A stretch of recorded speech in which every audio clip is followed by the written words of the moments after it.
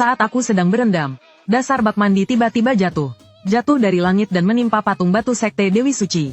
Saat itu Sekte Dewi Suci sedang mengadakan upacara leluhur. Aku dilihat seluruh tubuh oleh banyak murid wanita. Kupikir aku pasti mati saat itu. Siapa sangka sang ratu malah menyelamatkanku dan menempatkanku sebagai penjaga gerbang. Hari itu aku tiba-tiba terbangun dengan sistem pendaftaran dewa. Langsung diberi misi yang sangat gila. Memintaku pergi ke kamar tidur sang ratu tengah malam. Jika gagal, semua organ dalam akan hancur dan mati. Terpaksa aku mengenakan pakaian malam. Bergerak diam-diam keluar kamar tidur. Tapi setelah berkeliling, sistem tidak merespon. Bukankah aku sudah sampai? Kenapa tidak ada reaksi? Apa harus masuk ke kamar tidur? Aku dengan hati-hati mendorong pintu kamar tidur. Melihat sang ratu sedang duduk bersila bermeditasi. Kelihatannya sedang berlatih ilmu. Aku melangkah masuk ke kamar dengan sangat hati-hati. Berniat segera kabur setelah menyelesaikan misi. Siapa sangka baru saja kaki kiriku menginjak tanah. Tubuhku tiba-tiba memancarkan cahaya emas yang menyilaukan. Sialan, sistem itu tiba-tiba memberi hadiah tanpa peringatan. Selamat kepada tuan rumah, telah menyelesaikan misi pendaftaran nomor 1. Hadiah, tubuh ditempa menjadi tubuh dewa perasaan musim semi. Hadiah, sepasang sepatu dewa kilat. Siapa di sana? Baik, baik, baik, baik. Tubuh dewa perasaan musim semi terisi 40%. Menahan seranganku dengan satu tangan. Siapa sebenarnya orang ini? Ketua Sekte. Melihat para murid Sekte Dewi Suci mengerumuni, aku segera mengaktifkan sepatu dewa kilat dan kabur gila-gilaan. Tanpa sengaja masuk ke sebuah ruangan. Di dalamnya penuh kabut. Sangat cocok untuk bersembunyi. Tanpa pikir panjang aku langsung masuk ke dalam kabut. Ternyata itu adalah pemandian wanita. Jangan lari, sialan. Tubuh dewa ini langsung mengisi daya begitu melihat wanita cantik. Tubuhku sekarang seperti balon yang hampir meledak. Harus segera mencari cara untuk melepaskan energi ini. Murid ketiga, Tie Cui, membawa palu dan mengejar tanpa henti. Aku hanya bisa lari secepat mungkin ke gerbang gunung. Tiba-tiba, gerbang besar ditendang terbuka. Tanpa sepatah kata langsung melemparkan pedang terbang ke arahku. Tepat saat sedang dalam bahaya besar. Jangan bikin makin kacau, oke? Pengkhianat Zhang Lang. Apakah kau tahu, apa kesalahan yang kau buat tadi malam? Aku tidak ingat. Apa yang terjadi? Kenapa aku ada di sini? Berpura-pura bodoh, ya, di luar tampak seperti pemula bodoh. Tapi ternyata punya kemampuan luar biasa. Paling tidak memiliki kekuatan tingkat 6 fase pemurnian sumsum. Aku bahkan punya saksi. Kalian katakan, benar kan? Apakah kalian dipukuli sampai seperti ini oleh penjaga gerbang itu? Ternyata ketiga orang malang ini datang ke Sekte Dewi Suci untuk menyampaikan pesan. Tapi baru masuk gerbang sudah aku buat jadi luka parah. Begitu tahu aku cuma penjaga gerbang. Semua langsung pura-pura amnesia. Kami tidak ingat. Ya, kami tidak ingat. Bagaimana mungkin 3 jagoan pedang hitam dikalahkan oleh penjaga gerbang? Wakil ketua sekte memeriksa nadiku dan menemukan bahwa tubuhku memang tidak memiliki energi dalam. Mau tak mau mereka percaya aku hanya orang biasa. Tie Cui sangat marah sampai hampir meledak. Ia naik ke bahuku, memaksaku untuk mengaku. Tapi kemudian teknik dewa perasaan musim semi mulai mengisi lagi. Kalau terus berlanjut, semuanya akan terbongkar. Untungnya, sang ratu bicara tepat waktu. Aku pun berhasil lolos dengan selamat. Lalu sistem sialan itu tiba-tiba memberiku 2 misi baru. Memintaku mencapai puncak Xiongbo di pegunungan Wanmang dalam 72 jam. Dan membuat seorang wanita mengenakan alat tertentu. Kalau gagal, tetap saja semua organ dalam akan hancur dan mati. Aku masih bingung. Alat yang ditentukan itu apa? Ternyata sistem mengeluarkan sepasang stocking hitam. Aku hanya bisa pasrah menatap stocking itu.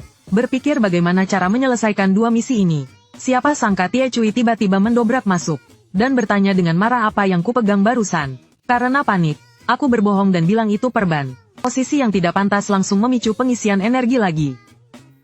Perban yang aneh sekali, tapi cukup elastis ternyata. Hampir saja, sedikit lagi aku meledak lagi. Belum sempat aku menarik napas. Tie Cui tiba-tiba memasukkanku ke dalam karung goni. Kelihatannya dia ingin membawaku ke tempat terpencil untuk dibungkam. Saat aku sedang membayangkan akhir tragisku, sistem tiba-tiba memberitahu bahwa aku telah menyelesaikan misi pendaftaran nomor 2. Hadiah, kemampuan tembus pandang, berlangsung selama 3 menit. Ternyata Tie Cui membawaku ke puncak Xiongbo, lalu memberiku sekop besi dan menyuruhku menggali lubang sendiri. Dia bilang aku hanya punya 2 pilihan hari ini. Mengubur diri hidup-hidup, atau keluarkan kekuatan asliku dan kalahkan dia. Tepat saat itu, aku dengan panik menunjuk ke belakang Tie Cui, memberi isyarat bahwa ada bahaya. Gadis bodoh itu malah mengira aku sedang mencoba menipunya agar menoleh.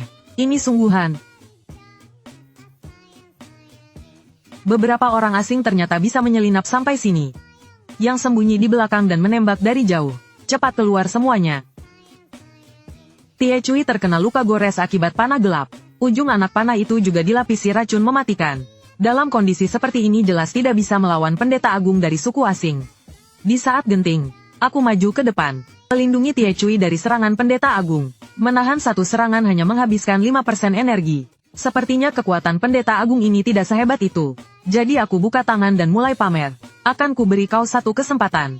Gunakan jurus terkuatmu untuk menyerangku. Aku janji tidak akan menghindar. Baiklah. Kau yang cari mati sendiri. Pamer pun ada batasnya. Jangan terlalu ambil risiko. Aktifkan pertahanan dengan 30% energi. Serangan ledakan guntur. Gila, dasar pecundang. Kau menyia-nyiakan begitu banyak energiku. Dan aku tidak terluka sedikit pun. Tak kusangka pendeta agung ini ternyata cuma sampah. Benar-benar buang-buang 30% energiku. Melihat energi hampir habis. Aku langsung kabur sambil menarik Tie Cui. Berpura-pura terluka dan kehilangan kekuatan. Lalu sekarang bagaimana? Jangan panik. Masih ada cara untuk menyembuhkan luka. Kain hitam bundar yang kau ambil dari kamarku itu masih ada? Masih ada. Lalu apa yang harus kulakukan? Gunakan itu untuk membalut lukamu? Bukan, kau harus memakainya. Ini, apa ini benar-benar berguna? Demi menyelesaikan misi, aku membohongi adik Tie Cui agar mengenakan stocking hitam. Karena sistem yang kuaktifkan adalah sistem cabul menjengkelkan. Begitu Tie Cui mengenakan stocking itu, energi yang mengamuk langsung memenuhi seluruh tubuhku. Karena teknikku adalah tubuh dewa perasaan musim semi. Setiap kali melihat pemandangan khusus, energi langsung mengisi otomatis. Kalau terus melihat, tubuhku mungkin akan meledak dan mati. Aku langsung berlari keluar dari gua menuju musuh dari suku asing. Dalam sekejap aku berhasil menangkap hidup-hidup pendeta agung suku asing. Dalam serangan ganda dari aku dan Tie Cui, orang ini tetap menggertakkan gigi dan tidak mau mengaku. Akhirnya dia berteriak, hidup dewa iblis, dan memilih untuk meledakkan diri. Untung saja aku memakai sepatu dewa kilat dari sistem. Aku berhasil menyelamatkan diri sambil menggendong Tie Cui. Setelah kembali ke Sekte Dewi Suci, aku sedang membaca buku cabul untuk mengisi energi. Tiba-tiba terdengar suara dari atap. Mengintip dari celah pintu, aku melihat beberapa orang berpakaian hitam menyusup ke dalam sekte. Aku pun bersiap mengikuti mereka untuk melihat apa yang terjadi. Tapi sistem langsung memberiku misi baru. Dalam waktu 3 jam harus terjadi kontak fisik dengan sang ratu. Jika gagal, semua organ dalam akan hancur dan mati. Apa-apaan misi aneh kayak begini? Mending langsung bunuh aku saja. Aku pun mengendap-endap menuju kamar sang ratu. Rencanaku adalah melaporkan keberadaan orang-orang berbaju hitam. Lalu pura-pura terjatuh dan menyentuh tubuh sang ratu secara tidak sengaja. Seharusnya dengan cara ini misinya bisa selesai, kan? Tapi setelah lama mengetuk pintu, tak ada respons sedikit pun dari dalam. Tiba-tiba perasaan tidak enak muncul dalam hatiku. Aku segera mendorong pintu dan menerobos masuk. Dan melihat sang ratu berbaring di tempat tidur dengan wajah kesakitan. Tepat saat itu, angin kuat datang dari belakang. Aku berbalik dan menepis panah yang melesat ke arahku. Ternyata para penyerang adalah orang-orang asing. Aku bersiap menggunakan jurusku untuk mengusir mereka. Namun tiba-tiba sang ratu memelukku dari belakang. Selamat kepada tuan rumah. Telah menyelesaikan misi pendaftaran nomor 4. Mendapatkan satu paket hadiah misterius. Apakah ingin dibuka sekarang? Lagi nggak sempat. Aku menggendong sang ratu dan berusaha kabur. Tapi malah bertemu dengan pendeta agung berjubah ungu dari suku asing. Sang ratu masih dalam keadaan pingsan. Aku sama sekali tak punya waktu untuk membagi fokus. Terpaksa aku mengeluarkan jimat tembus pandang dari hadiah sistem sebelumnya. Awalnya aku berniat membuat sang ratu menghilang. Lalu aku bisa dengan tenang menghadapi musuh. Tapi siapa sangka jimat ini benar-benar cuma bikin tubuh tak terlihat. Terpaksa aku harus menahan serangan dari pendeta agung itu secara langsung. Dan di saat bersamaan, aku memilih membuka hadiah misterius tadi. Tak kusangka isinya adalah pedang suci kuno, pedang Guiyun. Dalam satu serangan, pendeta agung langsung kutebas jadi sashimi. Saat sang ratu sadar, pertempuran sudah berakhir. Aku pun diam-diam pergi tanpa meninggalkan nama atau pujian. Untuk menyelidiki kenapa suku asing bisa muncul di Sekte Dewi Suci, sang ratu memutuskan akan memimpin langsung tim ke ngarai Ling Feng. Dan bahkan menyuruhku menyamar sebagai wanita dan menyusup bersama mereka. Yang menjaga di ngarai Ling Feng adalah murid ketiga Yi Yi dan murid keempat King Ling. Setelah memberi hormat kepada sang ratu, King Ling langsung menatapku dengan penasaran. Wakil ketua sekte buru-buru bilang aku adalah murid baru, yang dibawa ke sini untuk menambah pengalaman. King Ling sangat ramah menyapaku, bahkan menarik tanganku dan mengajakku jalan-jalan. Setelah menjelaskan kondisi medan, ia menarikku ke sebuah tenda. Perjalanan jauh pasti melelahkan, kan? Ayo berendam untuk bersantai sebentar. Tidak, aku sebenarnya tidak lelah. Sudah sampai sini juga, ayo masuk dan ngobrol sambil mandi. Sepertinya aku dengar ketua sekte memanggilku. Tenang saja, tidak ada yang memanggilmu. Tepat saat itu, sistem kembali memberiku misi. Dalam 3 hari harus membuat King Ling jatuh cinta padaku. Jika gagal, akan dihukum disambar 5 petir. Jelas-jelas selera King Ling ini agak aneh. Dia ngotot mau mandi bersamaku. Bahkan ingin membantuku berganti pakaian. Agar tidak membongkar penyamaranku. Aku buru-buru bilang biar aku saja yang urus. Siapa sangka mantra pengubah suara dari wakil ketua sekte tiba-tiba gagal. Aku tak berani tinggal lebih lama dan langsung kabur. Tapi King Ling menangkapku kembali dan langsung melemparkanku ke kolam mandi. Ayo, kakak senior bantu kau lepas bajumu. Jangan sentuh aku. Apa ini? Semangka yang kusembunyikan di dada meledak. Dalam hati aku pikir semuanya pasti ketahuan.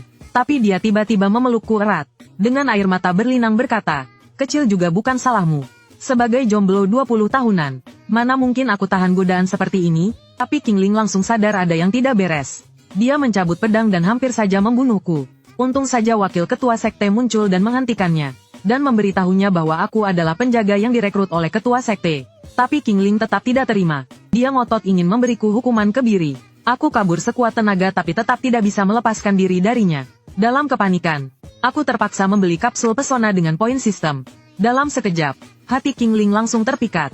Arah hasratnya yang menyimpang berhasil kutarik ke jalan yang benar. Namun efek obat itu hanya bertahan 1 menit. Tak lama kemudian dia kembali berteriak ingin memotongku menjadi ribuan bagian. Untung saja wakil ketua sekte datang tepat waktu. Menggunakan sihir untuk menangkap King Ling dan membawanya kembali. Keesokan paginya aku diangkat oleh wakil ketua sekte. Tanpa menjelaskan apa-apa, kami langsung terbang dengan pedang. Kalau kau bisa menyembuhkan penyakit King Ling, itu juga bagus. Ternyata mereka memang tahu ya. King Ling memang berwatak keras. Kalau dia benar-benar ngamuk, kau langsung saja minta bantuan pada ketua sekte. Harus kuakui, sang ratu memang benar-benar memiliki kecantikan tiada taraf. Tuan rumah, sekarang, kami akan memberimu misi pendaftaran nomor 6.